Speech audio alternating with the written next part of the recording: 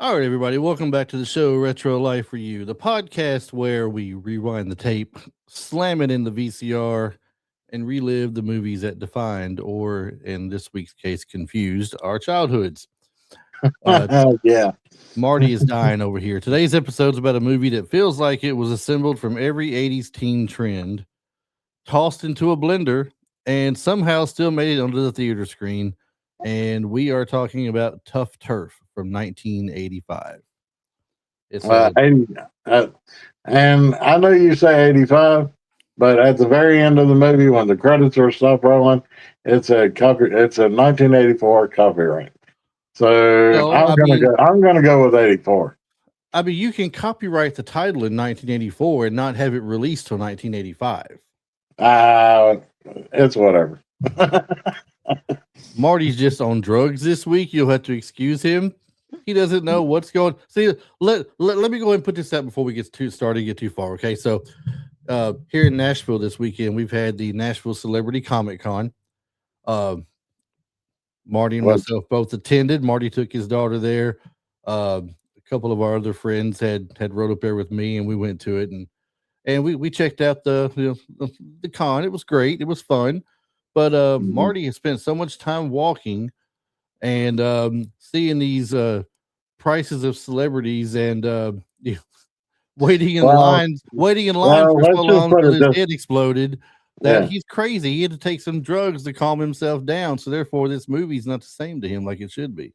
Let's just put it this way: standing in line for Jamie Campbell Bower, as everybody knows him as Vecna from Stranger Things.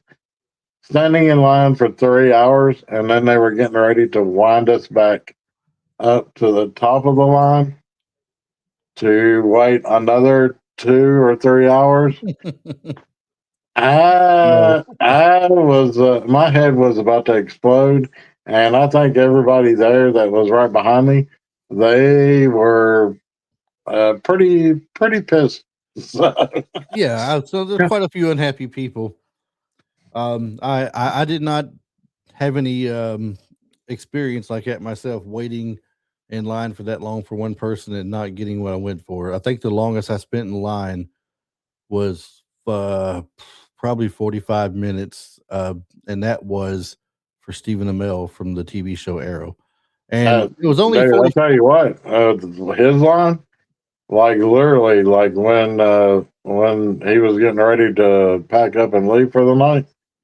And this was right around like 5:45. Yeah. Maybe about 5:40. Well, literally, it was like there was one person in front of us. And then me and my daughter went up and then got him to sign a picture that had him and Emily. I'm trying to think of her name. You know it, Emily Bett Rickards. Yeah. And so they're both in Arrow, if everybody doesn't know. So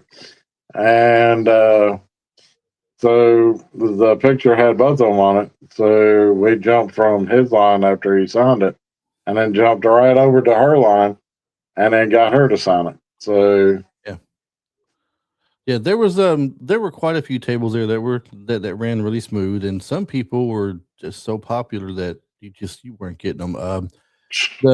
The busiest tables in there, and then I'll go ahead and jump back to the movie. But the busiest tables was Jamie Campbell Bower, Jamie, Ralph Macchio, and Billy Zabka. That were your three busiest ones. Well, and then Christopher Lloyd, you said his table was pretty. I'm sorry, Christopher Lloyd. I forgot about him.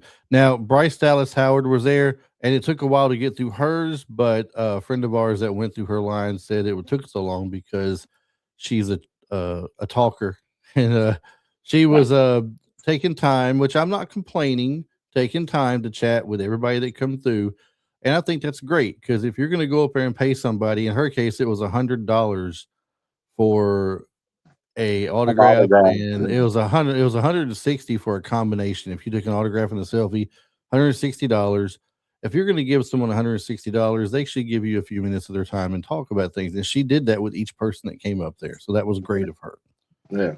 So which I think that's what Jamie was doing also, because people were standing up there and they were talking, and then and then at one point when we could actually see him, he was literally like, he'd stand up and from the table, and then he would be, and he'd be like, if he couldn't hear him talking, he would literally stand up and then get real close, and then he'd kind of lean back down. But what surprised me the most is that I don't think you were anywhere near me and Tia at the moment, but we were in the line, and a girl that was dressed up as a Demogorgon from Stranger Things, she I guess she had lost her footing, and she was going towards the exit door, and she slipped and fell. And I mean, in an instant, this dude got straight up out of his chair, went right over there to her, and just was like, "Are you okay?" And he was trying to help her up off the ground, and he was making sure she was okay. And literally everybody that was sitting there waiting in the crowd, they were just really shocked just to see him showing that he. I mean, you could see the care in this guy's face, like making sure that she was okay. And then he actually, after she got back up off the floor, she got to go back there with him for a minute, and then and then he was just talking to her and everything, and then he was like, pick you out a picture, and then she picked out a picture, and then literally like he's still kind of holding her by the back, making sure she wasn't gonna fall, and he literally like he took that picture, signed it, and then handed it over to her and gave her a hug. And dude, she was almost in tears. And I was like, "There's where you and Tia messed up. Y'all should have walked by. Tia should have took a slip, took one for the team." You tell her that. You tell her I said that you tell her she should have took one for the team and slipped and fell right by his table, uh-huh. and y'all would have had to wait 3 hours. Exactly. Hey, I'm a smart fellow. Okay, I see things. I see how they work. All right, that's what you got to do. Well, look, let me tell you who wasn't at this Comic Con. James Spader, for one, was not at this Comic Con.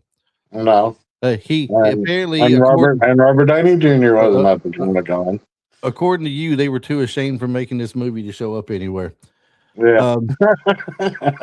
Well, not Robert Downey Jr. Not Robert Downey, man. He's got to get his paycheck. That's right. That's right. So the movie, basically, it's like this. It's a movie with the following things. We got street gangs, we got BMX bikes, we got punk clubs, we got a random musical piano number. We got James Spader as a preppy rebel, and a very young Robert Downey Jr. being, well, Robert Downey Jr. This is one of those films you just don't watch it. Did you notice? Experience it, Marty. You experience this movie, okay? Did you notice? Did you notice when you watched the beginning credits and the end credits? He didn't go by Junior. No, it's just Robert Downey. By Robert Downey. Well, that's how it was when he first came out. It was just Robert Downey. And it's not too uncommon with some people breaking into the business. Basically, I mean, if you remember, Nicolas Cage didn't come in as Nicolas Cage. Mm-hmm. He came as Nicolas Coppola. Yeah, or using that daddy's name. So he basically come in a different way, but Downey Jr. That's fine to go by later on. It kind of stands out a little bit more than just Robert Downey, I guess. He kind of makes a little difference. Yeah. So like I said, Marty, you don't just watch this, you experience it. Okay, you experience it. So buckle up, because today we're going to be breaking this movie down. Everybody better buckle up. Buckle up, Buttercup. According to Marty, they don't stand still long enough. So you forever dancing, forever moving. He thinks this is a musical. This is not a musical. This is listed. This is listed on IMDb. Not that it's always correct, but I feel it is this time. IMDb listed as an action/comedy/drama, and I think the last two are reversed. I think it's action/drama/comedy. / comedy because I didn't really see a whole lot of funniness to it.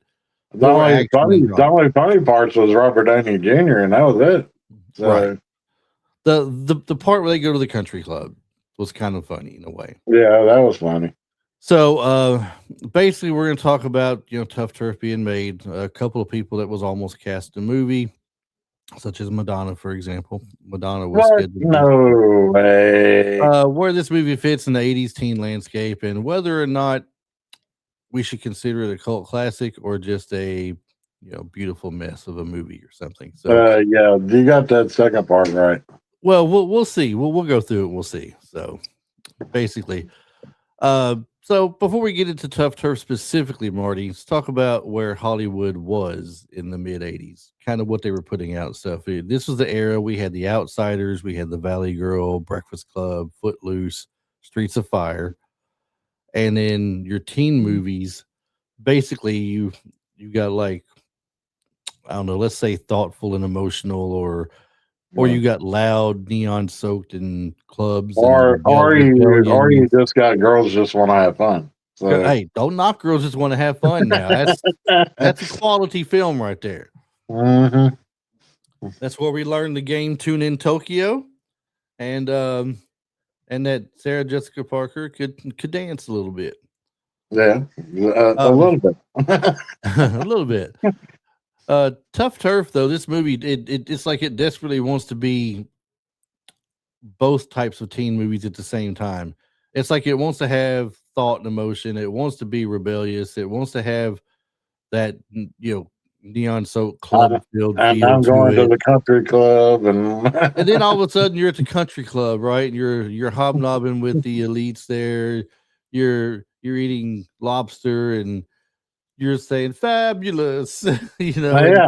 Oh whatever. yeah, well, like one of my favorite scenes was like when Kim Richards and the other girl, the actress that are both up there, she grabs that big old spoon of caviar and she's like, "What is this?" And she was like, another girl just goes, "Don't mind what it is, just eat it." And she's like, "I ain't eating that," and she just throws it down. Man, so it's the movie. I'm not saying it's the greatest movie of the '80s by any means. I'm not. There are some. If you remember in the past, for those who have been, consistent listeners of the show, for sure will know. In the past, Travis and I have tossed out some movies that some people be like, I don't remember that. That wasn't a box office, monster.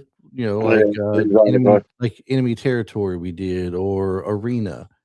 Some other smaller ones that were still kind of good to us back then, but not big box office heroes or anything.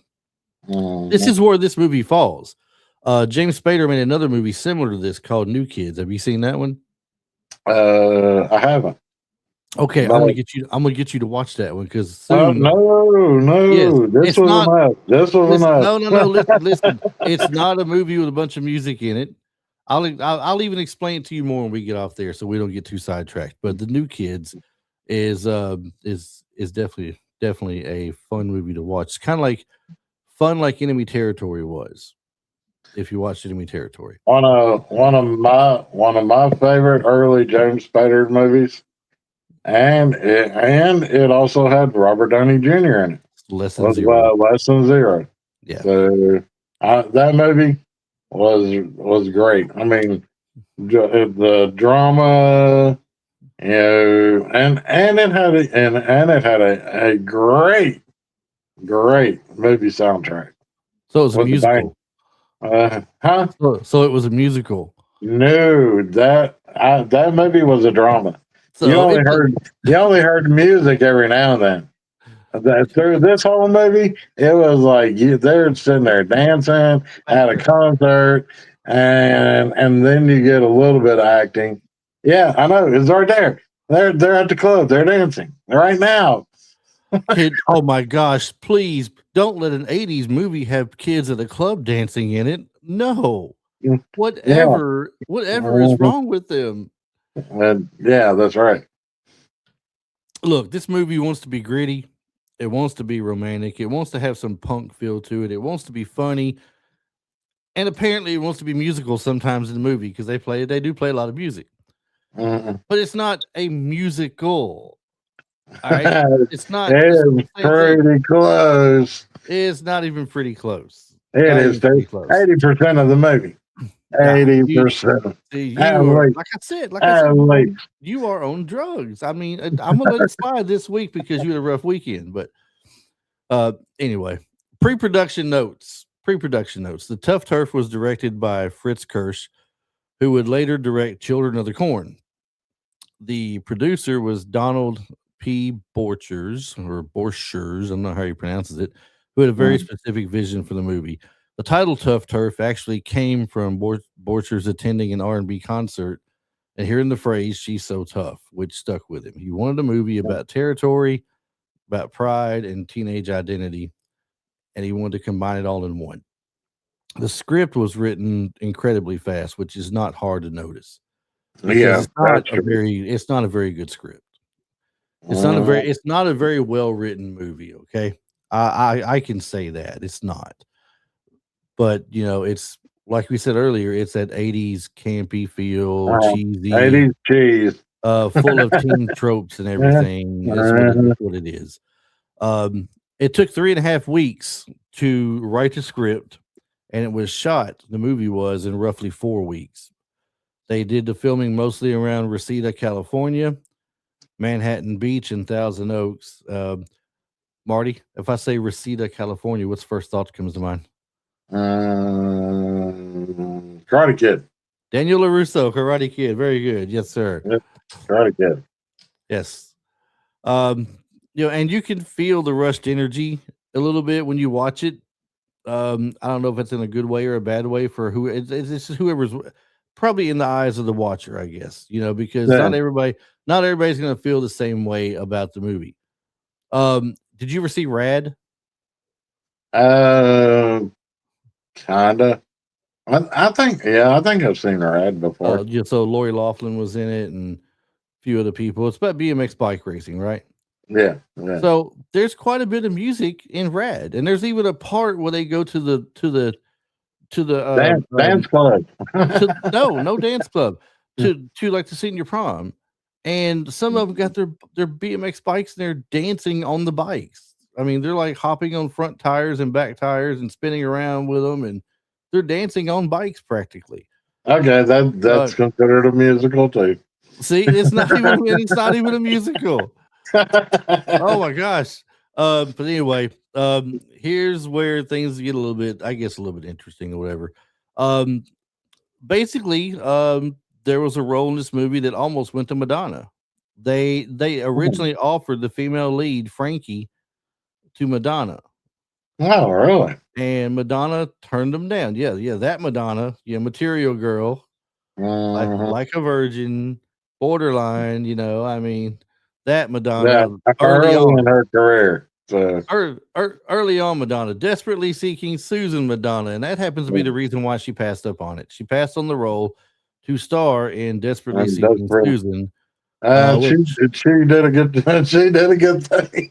But it ended up being a career-defining move for her, basically, they say.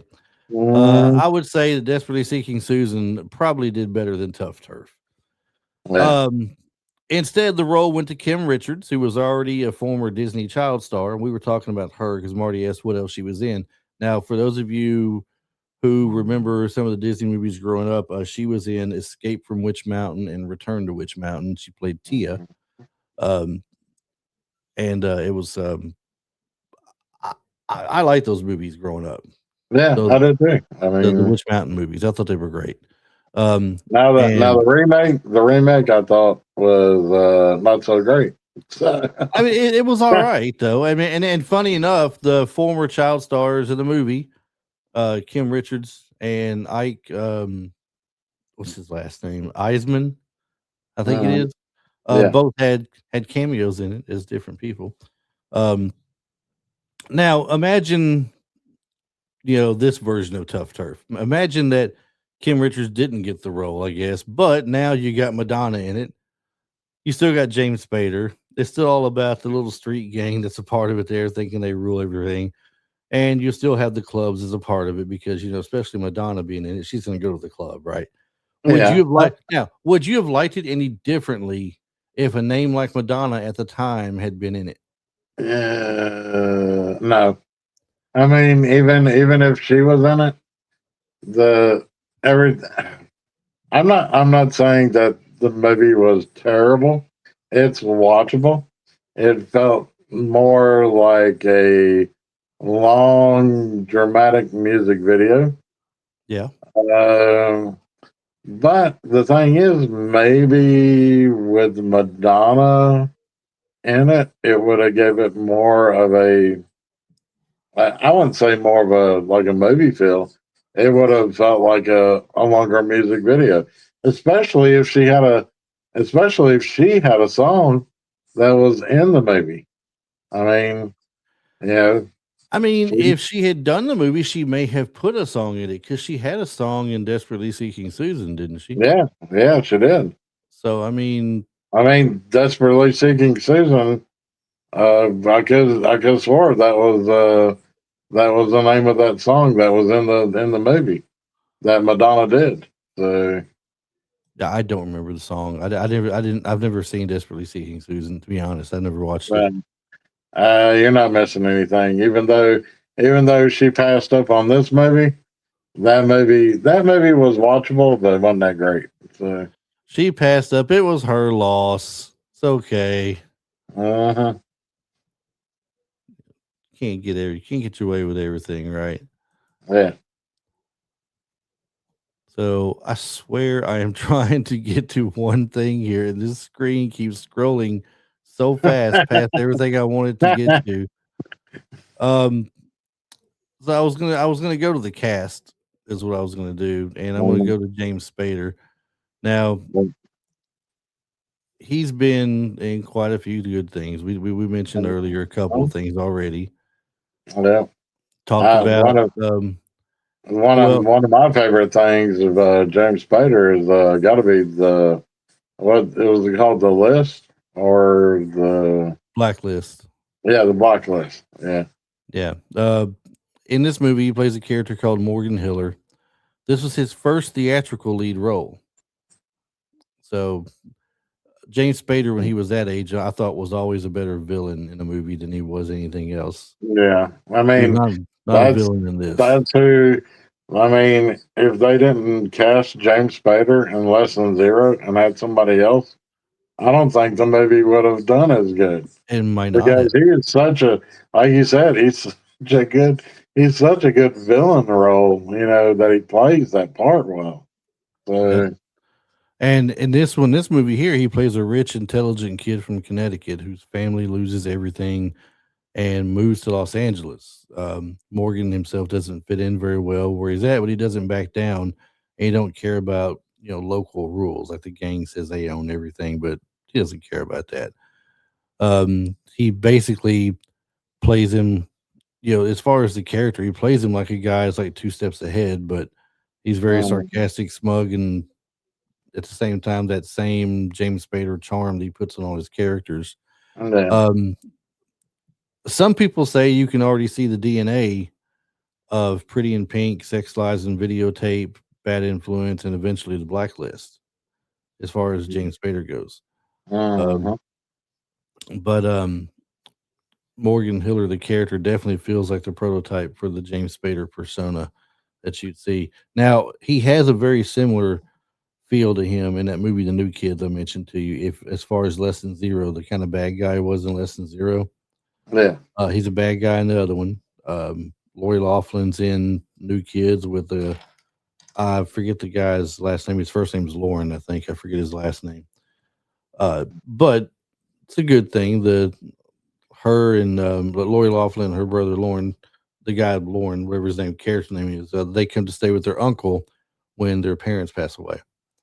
And he runs in this small town, a little small fair, basically, with a little Okay. ride like roller coaster rides and stuff like that.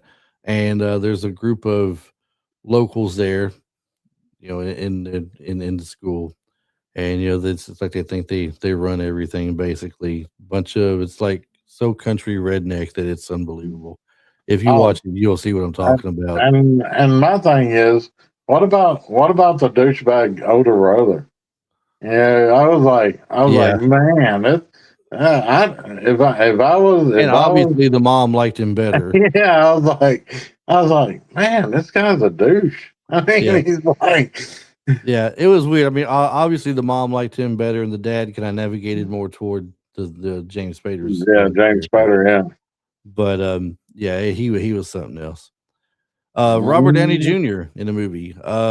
Simply billed as Robert Downey, like you said, he plays the role of Jimmy Parker, which is Morgan's wild best friend. He and a drummer. and a drummer. He's like Yeah, part he's a comic drummer. relief and part chaos engine. Basically. Does drums in a little band for school. Um, Mhm. this is basically early Robert Downey Jr. You get that rapid fire dialogue he does, like he does at the country club when he's talking to people. Yeah, yeah. He's got that same smirk on his face in a lot of the scenes that you see him as Tony Stark. Um, Mhm. I I don't know so much about this is talking about physical comedy, but I don't really recall much physical comedy with him in this movie. Did I, A did I miss smidgen, one?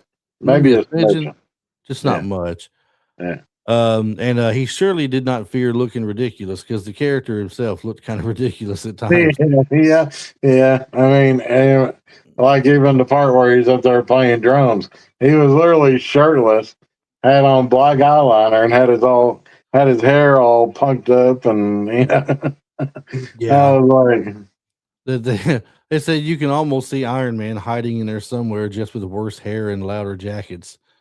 Um, fun uh-huh. fact about these two, though. Fun fact about them: Downey and Spader became close friends during this film, and they stayed connected for years. Later, appearing together in Less Than Zero, and in decades later, in the Marvel universe. Uh, Mm.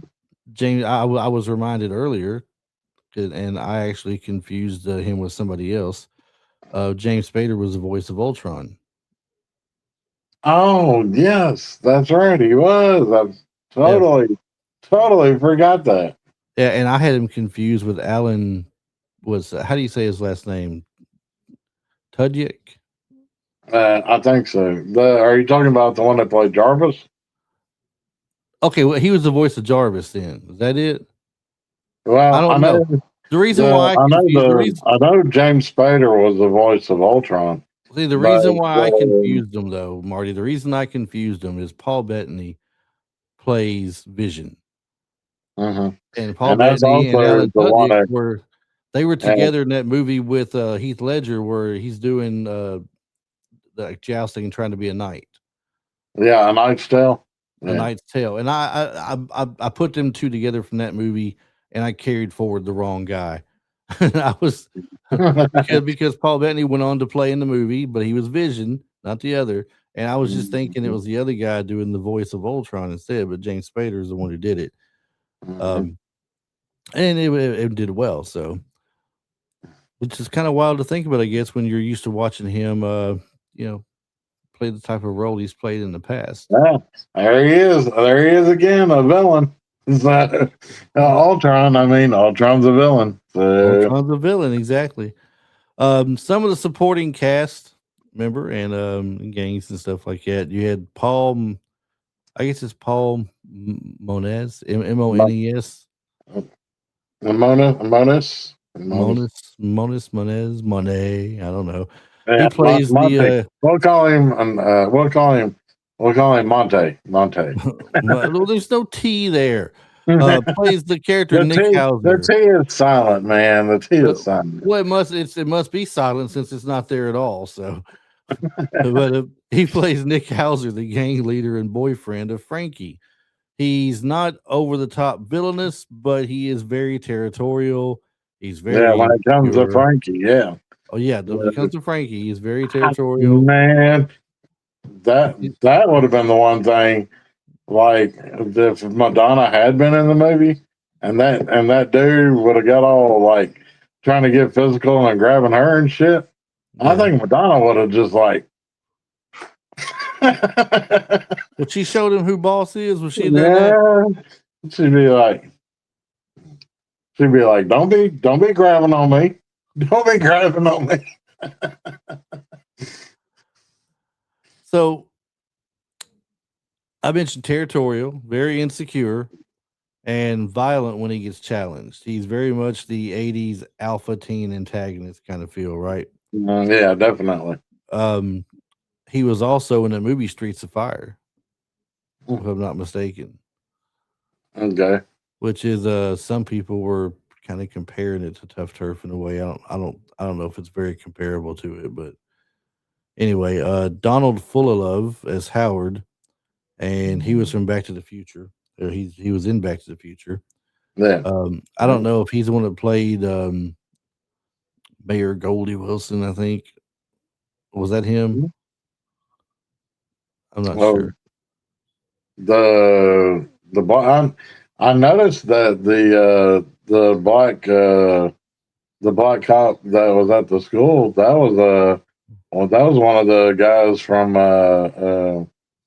he was in Die Hard 2. So he was one of the tower, the people that worked in the airport tower. So okay, yeah. He was also in Trespass. Yeah, he was also in Trespass. I know you're talking about. Olivia Barash. It's not Borash. It's Barash. Olivia Barash. You had it right the second time. Boris. Is it? No, you thought it was Boris. She also later appeared in Repo Man. And then you get a bunch of various punk looking extras because of the school and the different clubs they were in and things like that. Exactly. They look like they wandered in from a real club or something. And all the music bands that were in there. So since there's a lot of music bands, it's a musical. We can go in there and get that out of the way. It's not a musical. The gangs themselves feel less like criminals, however, and more like high schoolers with choreography and attitude.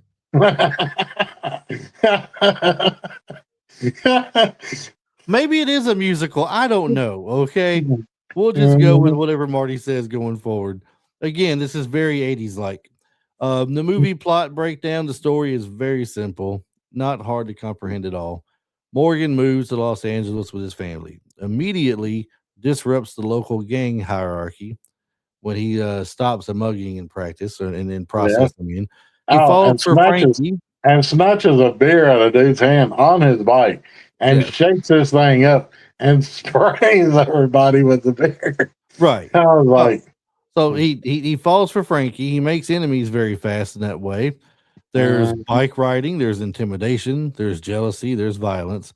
But then there's moments where movie stops and does something weird. Like the infamous, and here we go, Marty's going to jump on this. I can look at him already and see it. Like the infamous piano bar scene where Morgan sings a song that feels like it belongs in a completely different movie. It's like he was trying to. That's where the romantic part came in. He's trying to be romantic to Frankie. He's trying to sing to Frankie and trying to win her heart and everything. Yeah, that's right. What it is. No. That's what it was right there. The tonal whiplash is Tuff Turf in a nutshell. The climax builds toward a violent showdown, however, but instead of a big action payoff, the movie almost shrugs and says, yeah, well, life goes on, which is either disappointing to somebody or maybe oddly realistic to the next one. I don't want to give too much away, like what happened toward the end of it. I don't want to mention what happened at the end of it because this is one of the movies, Marty, where a lot of people aren't going to remember it and are not going to know it, but they might like James Spader. They might like Kim Richards. I mean, there was a lot to like about Kim Richards when we were young. Yeah. I know there's one particular scene that I really liked with Kim Richards, but I can't really go into details. Body double. What? Yeah, it could have been. Pretty sure it's anytime you don't see somebody's face in the same picture, it's a body double. But anyway, we're not going to give away what happens to lead to the ending confrontation. Just know that, like every other 80s thing, something happens which, sparks some trouble. Then you have a confrontation at the end, and then there's going to be a fight, and then you're going to have the good guy's going to win, right? So, the Mhm. my biggest complaint, if anything, Marty, is how the movie ended. Um, Nothing was wrapped up in a bow. You're just assuming how it ended. Yeah, You're yeah, assuming how everything went. yeah. I mean, and I agree with you on the ending. It was just very, just it was there, very abrupt. Just like, here we go, this scene. They're kind of looking at each other, and then roll credits. Yeah. Is it well? But in between the credits rolling, some you were still getting more story to it.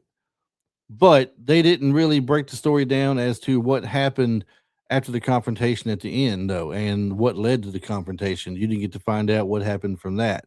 You just go into the assumption that everything worked out fine, and now Mhm. they're just a happy couple or something. Yeah, So and the one dude is out of the picture yeah, permanently. So yeah. Well, see, I wasn't going to give that away either, but there you go, Marty. Spoiler alert! Spoiler yeah, alert! okay, It's too okay, late that's now. cool. Too late now. You've already spoiled it. So spoiler. The words of Marty Phillips are not necessarily the words of the other people at Retro Life for You. We would like to say this so we can distance ourselves from him if there's any backlash in the future. Please deliver all your bad emails and words Yeah, towards to me. just reach out to me and I'll forward you his email address. Yeah, right. The movie at the box office release, man, Tuff Turf was released January 11th, 1985. Okay, there you go. And it January 11th. made $5 million. It That's made it. roughly 9.3 million domestically. Whatever. I don't believe it. Not a hit, not a disaster. The critics were not kind. Audiences were a little confused, but Mm. like many 80s movies, it's found its real audience later on cable TV, on VHS, late night I television, don't even say I did and that. that's where Tuff Turf quietly became a cult favorite. Whatever. A See, cult favorite. oh, No it's a. way. I do you know what a cult favorite is, though, Marty? Um, a cult favorite is something that literally has a decent following. And it Okay, becomes a cult favorite. there's a group of This people that like a certain type of stuff that follow it, right? So it found a group of people once it reached VHS and cable and stuff because probably of James Spader and Robert Downey because they mm, see that's an early film of theirs and they want to see what it's like, or they may have liked the campiness of it and went and bought it because it's an 80s hit with them, or they just liked it when it came out because they thought it was cool. Not everybody likes the same stuff, but a cult of people, a group of people made this a uh, cult favorite amongst themselves, yeah, not and a anybody. cult of people that like musicals. See, So there's a cult of people that like sci-fi that love The Last Starfighter. me. Me, okay, but some people out there may look at us and go, "Well, they're weird. They like space soap operas. That's what they are. They're weird people." So that's Man, okay though. I'll that's take that. okay. I'll own that. Yeah, I'll So own that too there are people out there because who are gonna. I like I like The Last Starfighter. I like Battlestar Galactica back in the day. I like the remake of Battlestar Galactica when they released it in the 2000s. And I there's mean, somebody out there who's going to tell you they love Tough Turf. They love the movie they love musicals. 315. They're going to They tell you love no, no. musicals. They're going to tell you they love the movie 315. They're going to tell you they like the New Kids. They're going to tell you that they like um, any movie that's got to do with a kid in school that is new in school that is being bullied or mistreated or has stepped on the wrong toe, and it's always a big bully or a gang member that's opposing them. It's the same type movie. Hmm. So there are people who like those and want to watch those Yep. basically. 80s cheese. So some fun facts and trivia, just a few. Um, not hard to figure out here. James Spader did not sing during the piano scene. It was lip synced. I think we all know that. Yeah, The Jim Carroll you can tell band. that. Yeah, the Jim Carroll band, Marty. The Jim Carroll band appears in the movie, adding punk credibility to it. Uh-huh. I have no idea who that is. Which that's the Jim Carroll band is the one where Robert Downey is like the whole beginning of the movie where he's playing the drums. Yeah. That was the Jim Carroll band. Now, is Robert Downey Jr. really playing the drums? Who knows? But I mean, it sure looked like he was. It sure looked like he was keeping them beat. So he could be somebody who could play some basic drums when they were younger or something. There are some people out there that can surprise you. They play the drums or they play guitar. I mean, Will Ferrell plays drums. yeah. I mean, and he even looks like the drummer from the Red Hot Chili Peppers. Sure, very true. Some people will step up and play guitar and surprise you playing guitar. You wouldn't think they'd know how, but then they pop out and they start playing guitar. Yeah. Same with piano or keyboards or something. An alternate ending reportedly had the characters taking their SATs together. See, now that would have left me confused too.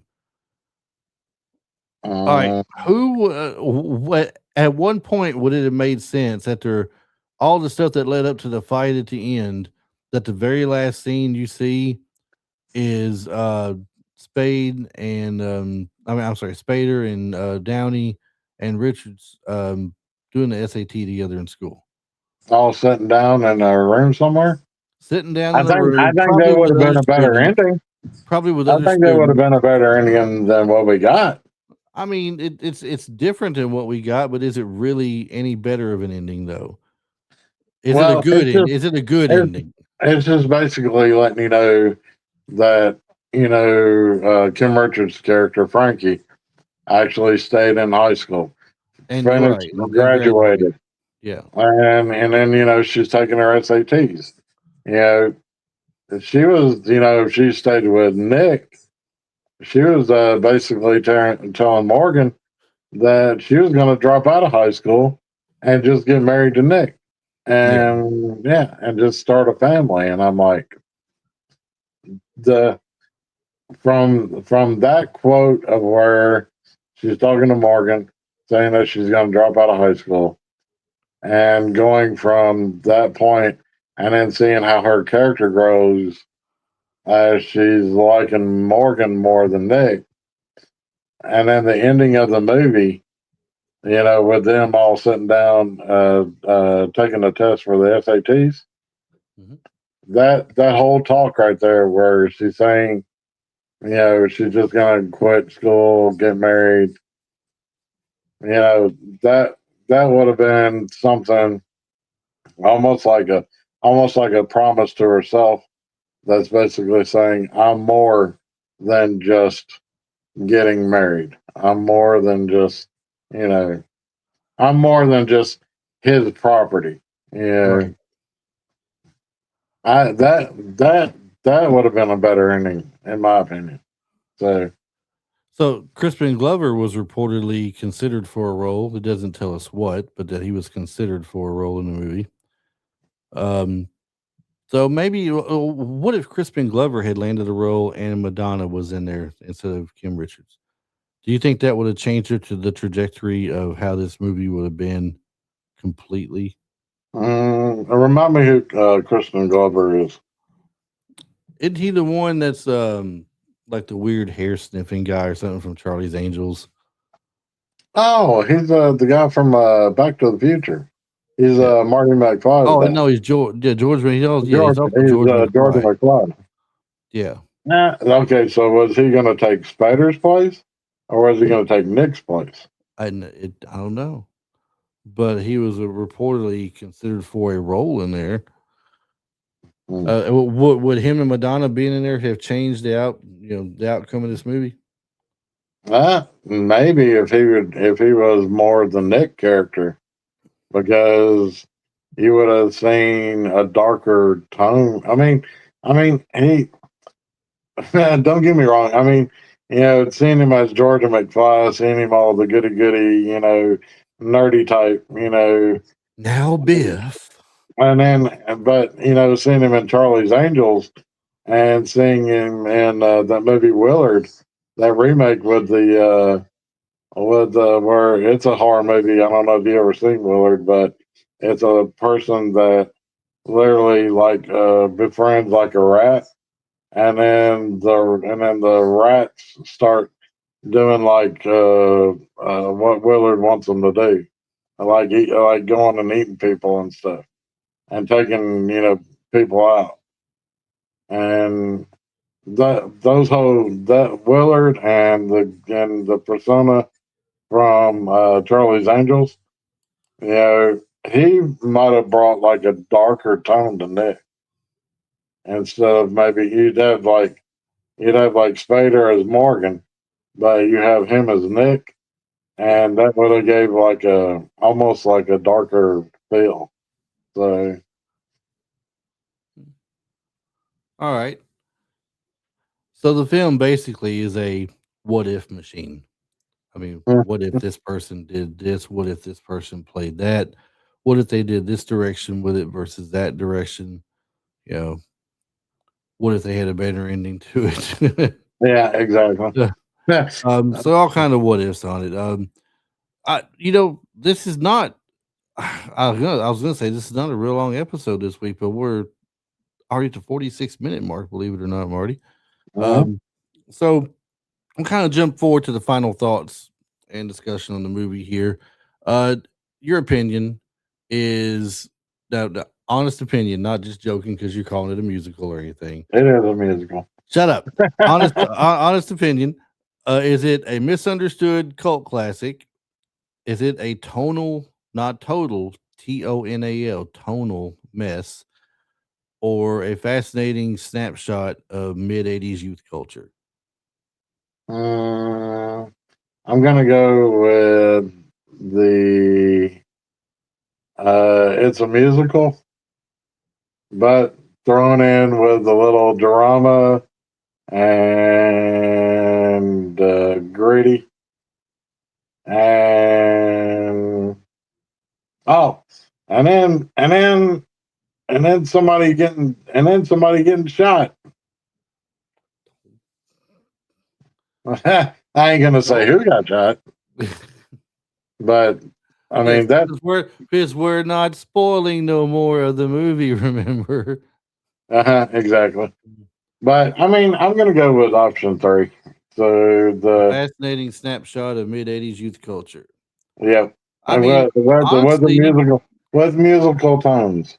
So it's kind of all of the above. nah, Yeah, it's kind of all of the above. nah. Because we already discussed there's a cult of people who have just decided they like this movie. That's why it's called a cult classic. The tonal mess because it just shifts tone several different times throughout the movie. You don't know whether it's this kind of movie, that kind of movie, or this kind of movie. You know, and then of course, fascinating snapshot of mid '80s youth. And that culture and everything. It might not work the way you want it to, but it works because it doesn't AKA care. musical. It doesn't work the way you want it to, but it works because people just don't care, Marty. If they want to call it a musical and treat it like a musical, all right. For you to call this a musical means you're going to call Footloose a musical. It is. Footloose Footloose is not a musical. Yeah, it is. It's a dance movie, just like Breakin' is a dance movie. Beat Street is a dance movie. Those are dance movies, yeah. But I mean, they got music all through it and dancing and stuff. Are you going to call it a musical at the end? Yeah, they are. All the above. They're all musicals. Sometimes I don't like Travis very much, and sometimes here lately I don't like Marty very much either. Anyway, and of course, for the fans of if you're a fan of James Spader and Robert Downey Jr., if you're a fan of some strange 80s teen movies like you've seen a couple in the past, but you just haven't watched all of them yet, or a lot from that time frame. Take some time and go watch this movie and see what you think about it. Mm-hmm. So it's definitely absolutely worth revisiting the one time, at the very least, the one time. Yeah, one Go one ahead and done. One and and done. all right. Well, I would ask you for your favorite scene, but I know what you're going to tell I me do. I already. do. I actually do have a favorite thing, Yeah, and is it the and same it, favorite scene I had last week? no, it wasn't when the credits were rolling, but that's my second favorite thing is when the credits were rolling. But my favorite scene is I love the part where they go up into the country club and they literally drive up into Beverly Hills in a beat up like 69 Camaro Right. and then park this thing alongside a Rolls Royce, sitting there at the country club. And then basically, James Spader's character, Morgan, hops out of the car. He's tucking his shirt in.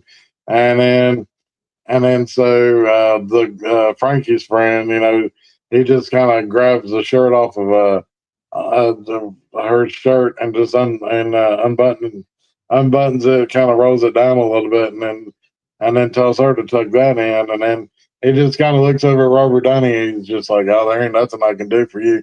But and then he's already got his sweater taken off, and he just throws it at Frankie, and he's like, "Put that on," and she's like, "I don't want to put this on. Why do I have to put this on?" And then he's like, "You want to get some free food? Let's go in here and get some. Let's get some food." Right. And the whole part The in country the club scene was country pretty club, cool. the whole part in the country club, up until when James Spader's lip syncing whatever song he's lip syncing to, and having her sitting on the piano. That whole part in the country club was spot on. Yeah, that I liked because they were making fun of everybody in there. So Right. because they were, especially James Spader when he was talking all like cheesing through his teeth, like yeah. Yeah. I know. I know. Mhm. Hater. Uh, delayed reaction for him there. So all right. Well, I guess we'll go ahead and start wrapping this up. Um, Oh, it's been what was your favorite thing? I mean, I do like the country club scene. I think it's pretty cool, and I like the confrontation there at the end that they have. Um, Oh, and there's one other part that I really liked. It didn't make a lot of sense, but it was really cool. Like, the very beginning of the movie where James Spader's laying in his bed and he's all like covered up. yeah. You literally just see the outline of his face, Mhm. like all covered in the covers. And then it's like you see a close up on Einstein's face with the two cockroaches like running around on the poster. And then it goes from close up on Spader, close up on the cockroaches, close up on Spader, close up on the cockroaches. And then all of a sudden, he jumps up out of the bed, slings these two air rifle guns, and he's like, pop, pop. and then nails both of the cockroaches. The air pistols come in handy at the end of the movie. The cockroach. So, Yeah, I mean, he had the one guy thinking he had a real gun yeah. at the end of it, but he didn't, obviously. Uh-huh. Um, well, like I said, we'll go and start wrapping up. You can find us on Facebook. You can find us on Instagram at Retro Life for You. We do have a YouTube channel. If you go to YouTube dash com, I'm Mhm. sorry, youtube.com/ at Retro Life for You. It'll take you to our homepage here on YouTube, Mhm. and you And can hit watch. that bell. Hit Yeah, that bell. definitely hit the bell. Get the notifications come in. Let you know we got something new just came out. Um,